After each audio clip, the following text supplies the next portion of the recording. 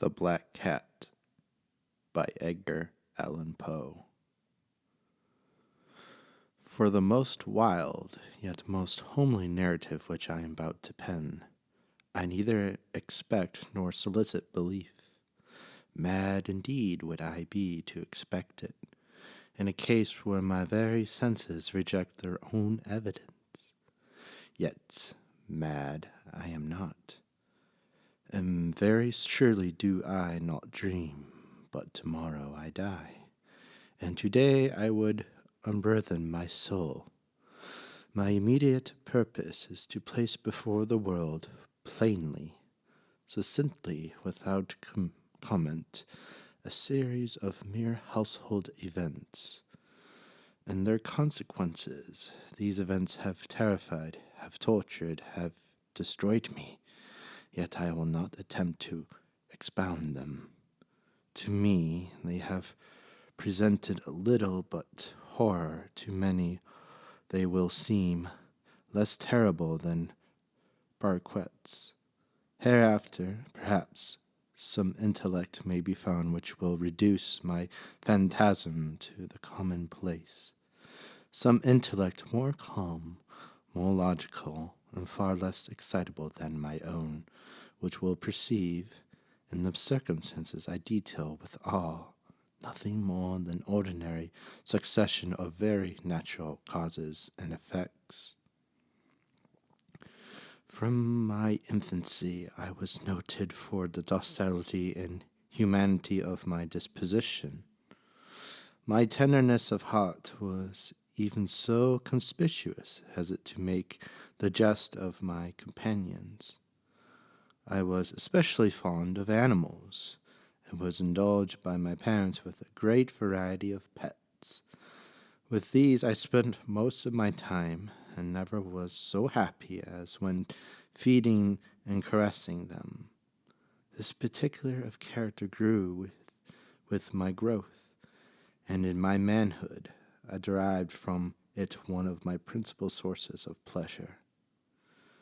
To those who have cherished an affection for a faithful Iscariot's dog, I need hardly be at the trouble of explaining the nature or the intensity of the gratification thus derivable. There is something in the unselfish and sacrificing love of a brute which goes directly to the heart of him who has frequent occasion to test the partly friendship and gossamer fidelity of mere man. I married early, and was happy to find in my wife a disposition not uncongenial with my own. Observing my partiality for domestic pets, she lost no opportunity of procuring those of the most agreeable kind. We had birds, goldfish, a fine dog, rabbits, a small monkey, and a cat. This latter was a remarkably large and beautiful animal, entirely black, and scourgeous of an astounding degree.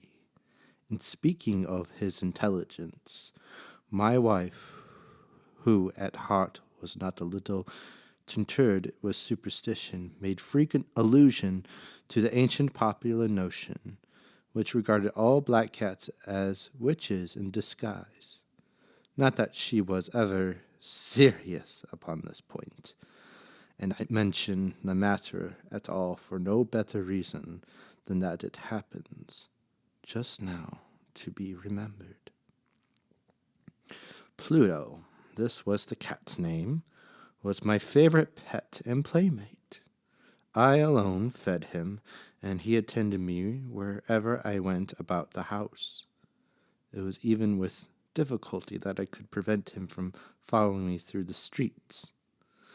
Our friendship lasted in this manner for several years, during which my general temperament and character, through the instrumentality of the fiend, intemperance, had I blushed to confess it, experienced a radical alternation for the worse. I grew day by day more moody, more irritable, more regardless of the feelings of others. I suffered myself to use intemperate language to my at length I even offered her personal violence. My pets, of course, were made to feel the change in my disposition. I not only neglected but ill used them. For Pluto, however, I still retained sufficient regard to restrain me from maltering him, as I made no scruple of maltering the rabbits, the monkey, or even the dog. When by accident or through affection they came in my way. But my disease grew upon me, for what disease like alcohol? At length even Pluto, who was now becoming old and consequently somewhat peevish, even Pluto began to experience the effects of my ill temper.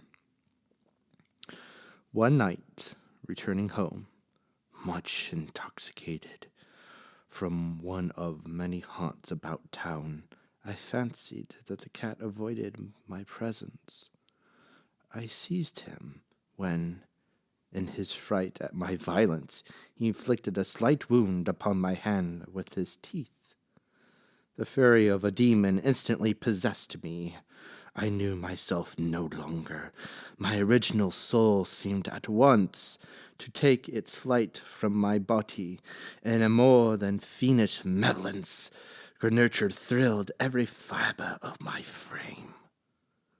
I took from my waistcoat pocket a penknife, opened it, grasped it, the poor beast by the throat, and deliberately cut one of its eyes from the socket. I blushed, I burned, I shuddered while I penned the damnable atrocity. When reason returned with the morning, when I had slept off the fumes of the night's debauch, I experienced a sentiment half of horror, half of remorse, for the crime of which I had been guilty, but it was, at best, a feeble and equivocal feeling. The soul remained untouched. I again plunged into excess, and soon drowned in wine all memory of the deed. In the meantime, the cat slowly recovered. The socket of the lost eye presented, it is true, a frightful appearance, but he had no longer appeared to suffer any pain. He went about the house as usual, but as might be expected, fled in extreme terror at my approach. I had so much of my old heart left as to be at first grieved by this evident dislike on part of a creature which had once so loved me. But this feeling soon gave place to irritation, and then came, as if my final and irrevocable overthrow, the spirit of perviness. Of this spirit philosophy takes no account, yet I am not more sure that my soul lives than I am the priviness of one of the primitive impulses of the human heart, one of the indivisible primary facilities or sentiments which give direction to the character of man. Who has not 100 times found himself committing a vile or silly action for no other reason than because he knows he should not? Have we not a perpetual inclination, in the teeth of our best judgment, to violate that which is law, merely because we understand it to be such? This spirit of perviness, I say, came to my final overthrow. It was this unfathomable longing of the soul to vex itself, to offer violence to its own nature, to do wrong for the wrong's sake only, that urged me to continue and finally to consummate the injury I had inflicted upon the unoffending brute. One morning, in cool blood, I slipped a noose about its neck, and hung it to the limb of a tree. Hung it with the tears streaming from my eyes, and with the bitterest remorse at my heart. Hung it because I knew that it had loved me, and because I felt it had given me no reason of offense. Hung it because I knew that in doing so I was committing a sin, a deadly sin that would so jeopardize my immortal soul as to place it, if such a thing were possible, even beyond the reach of the infinite mercy of the most merciful and most terrible God. On the night of the day on which this cruel deed was done, I aroused from sleep by the cry of fire. The curtains of my bed were in flames. The whole house was blazing. It was with great difficulty that my wife, a servant, and myself made our escape from the conflagration. The destruction was complete. My entire worldly wealth was swallowed up, and I resigned myself thenceforth to despair. I am above the weakness of seeking to establish a sequence of cause and effect between the disaster and atrocity, but I am detailing a chain of facts and wish not to leave even a possible link imperfect. On the day succeeding the fire, I visited the ruins. The walls, with one exception, had fallen in. This exception was found in the counterpartment wall, not very thick, which stood about the middle of the house, and against which had rested the head of my bed. The plastering had there, in great measure, resisted the action of the fire, a fact which I attributed to its having been recently spread. About this wall a dense crowd were collected, and many persons seemed to be examining a particular portion of it with every minute and eager attention. The words strange, singular, and other similar expressions excited my curiosity. I approached and saw, as if graven in bas relief upon the white surface, the figure of a gigantic cat. The impression was given with an accuracy truly marvelous. There was a rope about the animal's neck. When I first beheld this apparition, for I could scarcely regard it as less, my wonder and my terror were extreme, but at length reflection came to my aid. The cat, I remembered, had been hung in a garden adjacent to the house. Upon the alarm of fire, this garden had been immediately filled by the crowd, by some one of whom the animal must have been cut from the tree and thrown through an open window into my chamber. This had probably been done with the view of arousing me from sleep. The falling of other walls had compressed the victim of my cruelty into the substance of freshly spread plaster, and the lime of which had then, with the flames and the anomia from the carcass, accomplished the portrait I saw it. Although I thus readily accounted my reason, if not altogether to my conscience, for the stating fact just detailed, it did not the less fall to make a deep impression upon my fancy. For months I could not rid myself of the phantasm of the cat, and during this period there came back into my spirit a half sentiment that seemed, but was not, remorse.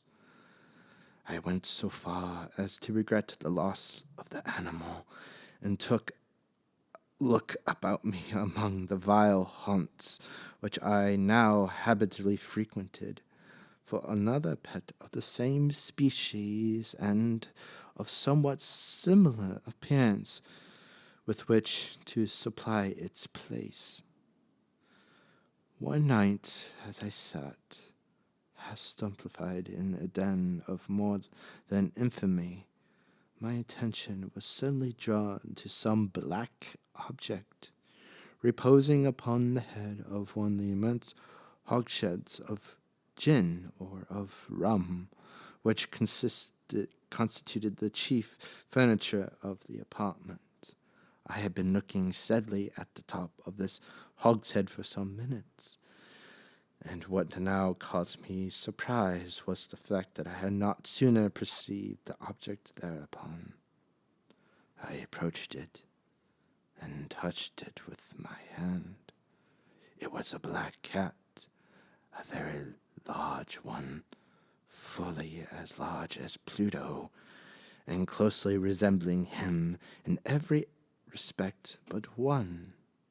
Pluto had not a white hair upon any portion of his body, but this cat had a large, although indefined, splotch of white, covering nearly the whole region of the beast's breast. Upon my touching him, he immediately aroused, purred loudly, rubbed against my hand, and appeared delighted with my notice. This, then, was the very creature of which I was in search. I at once offered to purchase it of the landlord, but this person made no claim to it, knew nothing of it, had never seen it before. I continued my caresses, and when I prepared to go home, the animal evinced a disposition to accompany me. I permitted it to do so, occasionally stopping and patting it as I proceeded. When it reached the house, it domesticated itself at once, and became immediately a great favorite with my wife. For my own part, I soon found a dislike to it arising within me. This was just the reserve of what I had anticipated, but I know not how or why it was. Its evident fondness for myself rather disgusted and annoyed. By slow degrees, these feelings of disgust and annoyance rose into bitterness of hatred. I avoided the creature, a certain sense of shame, and the remembrance of my former deed of cruelty, preventing me from physically abusing it. I did not, for some weeks, strike or otherwise violently ill-used it, but gradually, very gradually, I came to look upon it with unutterable loathing, and to flee silently from its odious presence, as if the breath of a pestilence. What added, no doubt, to my hatred of the beast was the discovery, on the morning after I brought it home, that, like Pluto, it had also been deprived of one of its eyes. This circumstance, however, only endeared to it my wife, who I have already said possessed in a high degree that humanity of feeling which had once been my distinguishing trait, and the source of many of my simplest and purest pleasures. With my asseveration to this cat, however, its particularly for myself seemed to increase. It followed my footsteps with pertinacity, which it would be difficult to make the reader comprehend. Whenever I sat, it would crouch beneath my chair, or sprung upon my knees, covering me with its loathsome caressness. If I had aroused to walk, it would get between my feet, and thus nearly throw me down, or fastening its long and sharp claws in my dress chamber, in this manner to my beast. At such times, although I longed to destroy it with a blow, I was yet withheld from doing so, partly at it by a memory of my former crime, but chiefly, let me confess it once, by absolute dread of the beast. This dread was not exactly a dread of physical evil, and yet I should be at loss how otherwise to define it. I am almost ashamed to own, yes, even in this felon's cell, I am almost ashamed to own that the terror and horror with which the animal inspired me had been heightened by one of the merest chimeras it would be possible to conceive. My wife had called my attention more than once to the character of the mark of white hair of which I have spoken, and which constituted the sole visible difference between the strange beast and the one I had destroyed.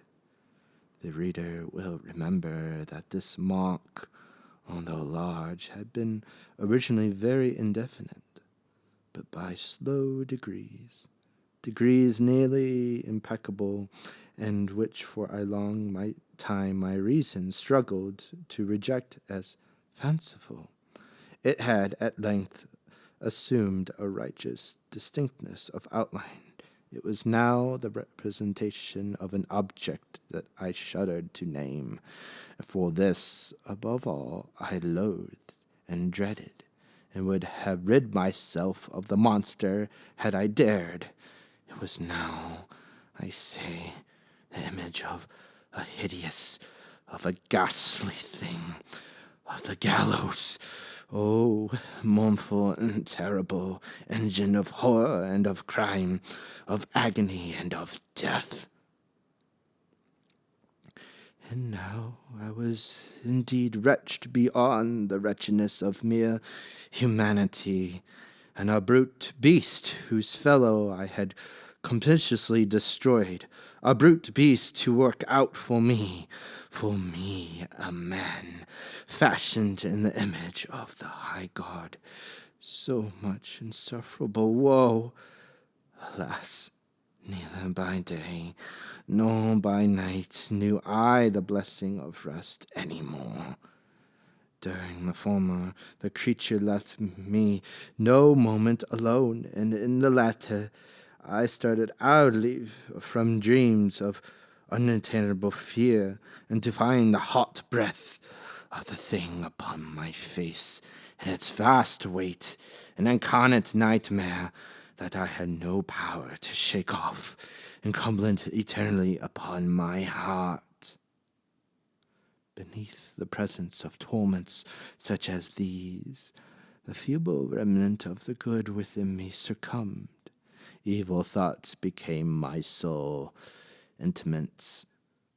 The darkness and most evil of thoughts, the moodiness of my unusual temper increased to hatred of all things and of all mankind, while from the sudden, frequent, and ungovernable outbursts of a fury to which I now blindly abandoned myself, my uncomplaining wife, alas, was the most unusual and the most patient of sufferers.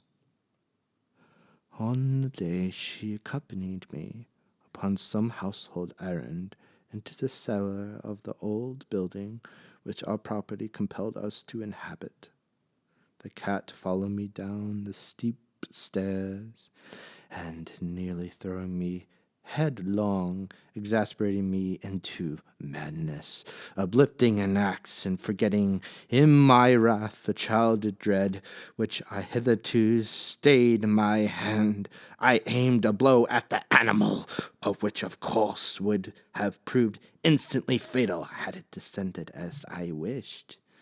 But this blow was arrested by the hand of my wife, goaded by the interference into a rage more than dynamical. I withdrew my arm from her grasp and buried the axe in her brain. She fell dead upon the spot without a groan. This hideous murder accomplished, I set myself forthwith, and with entire deliberation, to the task of concealing the body.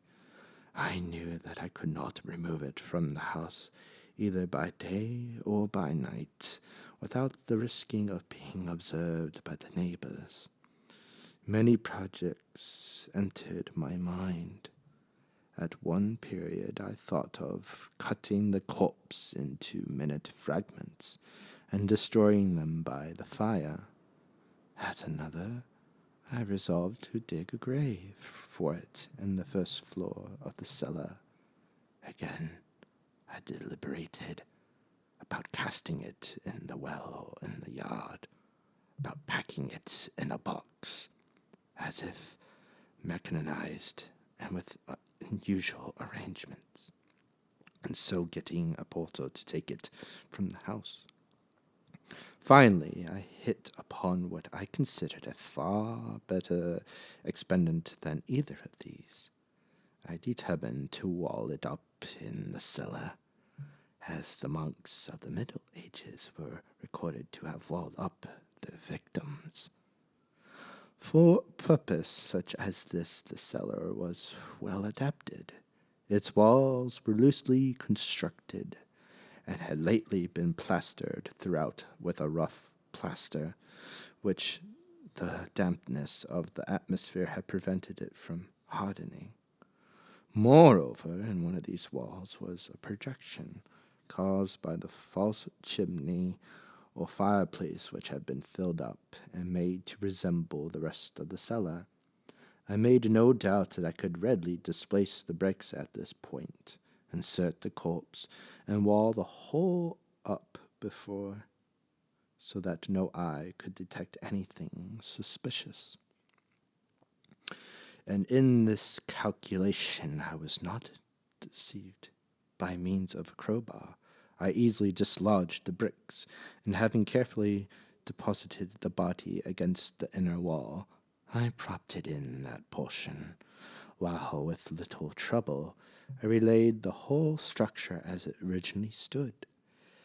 Having procured mortar, sand, and hair with every possible precaution, I prepared a plaster which could not be distinguished from the old, and with this I very carefully went over the new brickwork.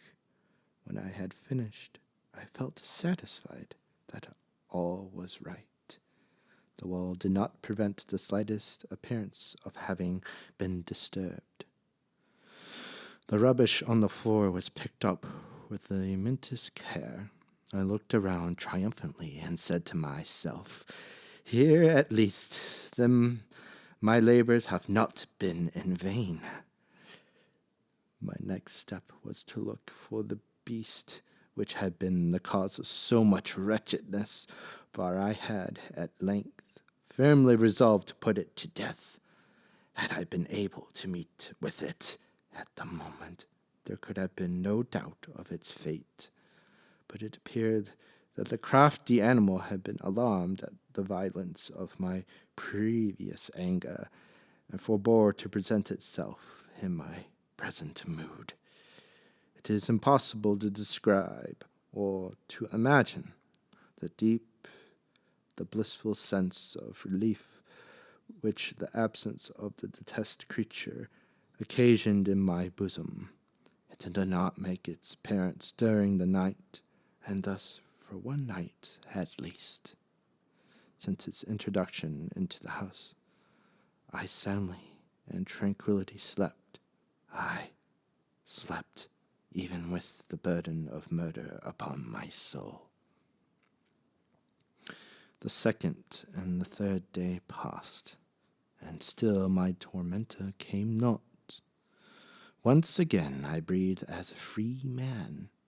The monster, in terror, had fled the premises forever. I should behold it no more. My happiness was supreme. The guilt of my dark deed disturbed me but little. Some few inquiries have been made, but these have been readily answered. Even a search had been instituted, but of course nothing was to be discovered.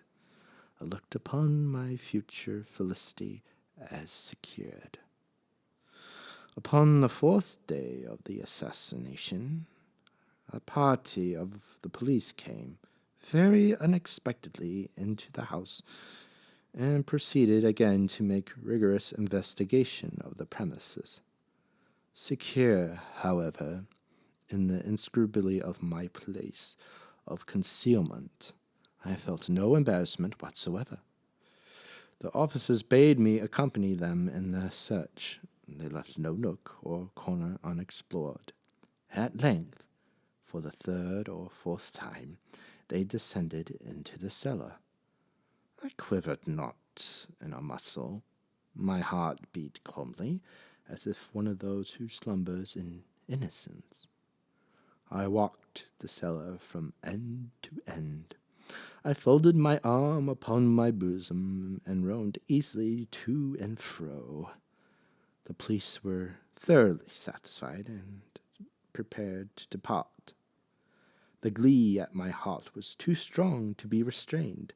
I burned to say but one word, by way of triumph, and might render doubly sure the assurance of my guiltiness.